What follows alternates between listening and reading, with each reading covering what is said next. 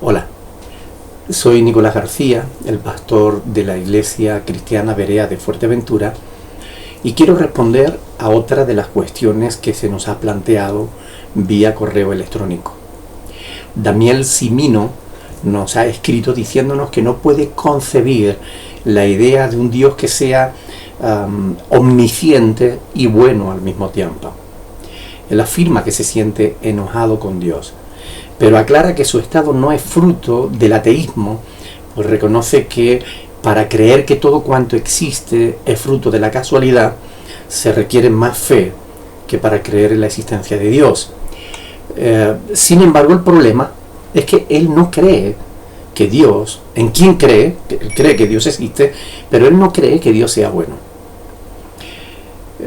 Bien, dado que ha enviado esta misma carta a más de 10 pastores y sin que ninguno le responda, pues intentaré hacerlo mediante este vídeo con la ayuda de Dios.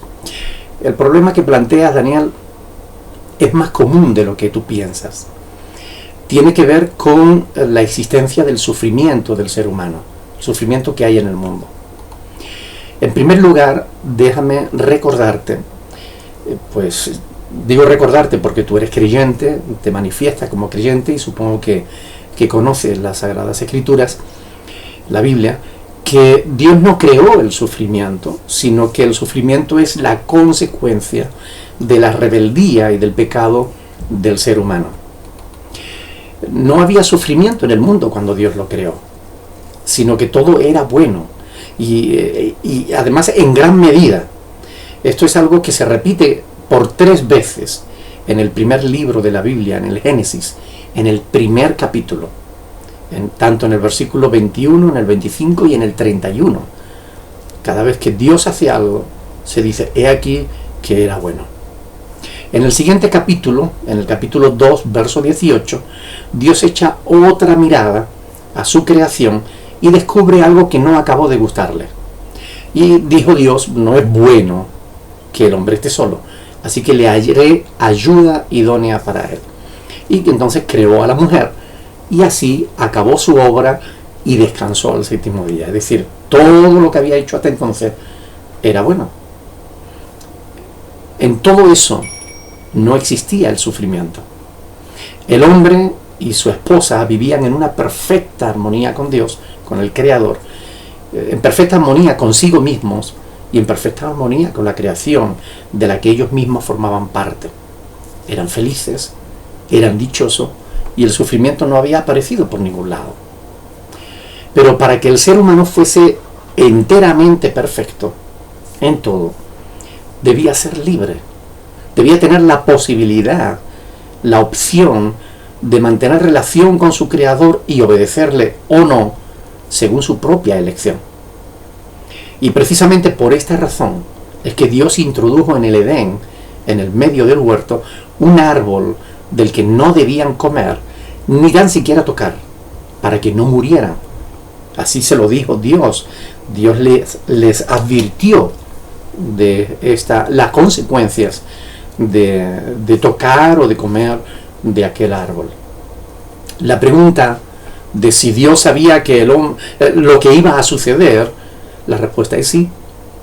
Entonces la pregunta siguiente que surge es, bueno, ¿y por qué lo hizo?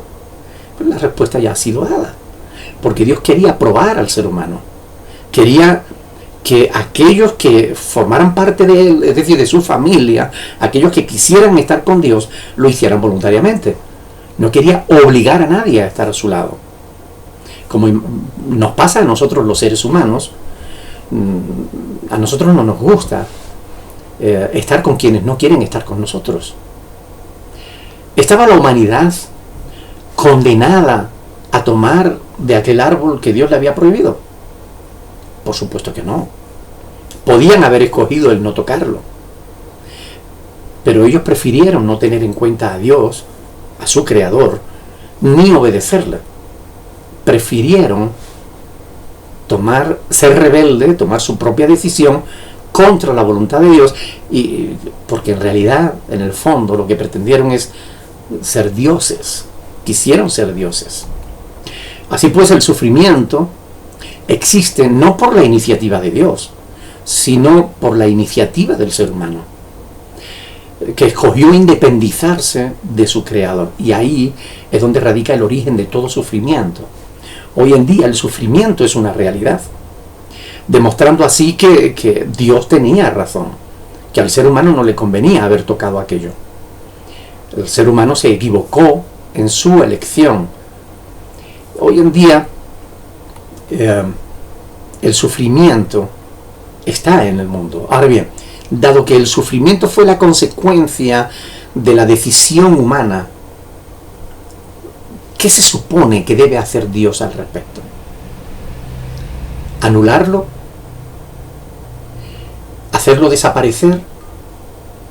Dado que el sufrimiento es el resultado del mal, para hacer desaparecer el sufrimiento, Dios tendría que hacer desaparecer a todos aquellos que hagan cualquier tipo de mal. Recuerden que el mal es fruto de las decisiones humanas. Es decir, para que acabara con el sufrimiento, Dios tendría que acabar con los asesinos, con los violadores, con los adúlteros, con los borrachos, con los maldicientes, con los mentirosos. Y la pregunta que surge a continuación es: ¿y quién quedaría vivo? ¿Tú? Yo desde luego no. Pues reconozco con toda sinceridad que en mí hay maldad. Aún esforzándome cada día por hacer la voluntad de Dios, me doy cuenta de que a veces hago sufrir a otras personas sin ni siquiera pretenderlo.